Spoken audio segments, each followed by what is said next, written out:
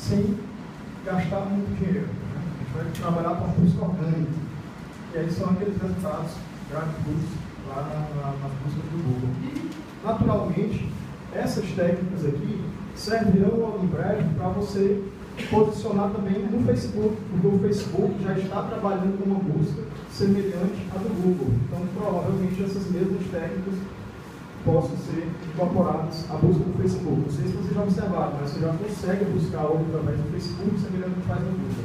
Então, o que vocês vão ver hoje aqui são estratégias já que o próprio Google orienta, e nós da Mundi já trabalhamos com isso há mais de 10 anos. Nós já temos diversos cases, o próprio Meu Norte a gente já acompanha há mais de 5 anos, tem diversos cases aí em nível nacional e até mundial de posicionamento nas buscas que geraram bastante tráfego. Né? Então o objetivo aqui é ajudar vocês também com os seus blogs a atrair também esse tipo de tráfego. Né?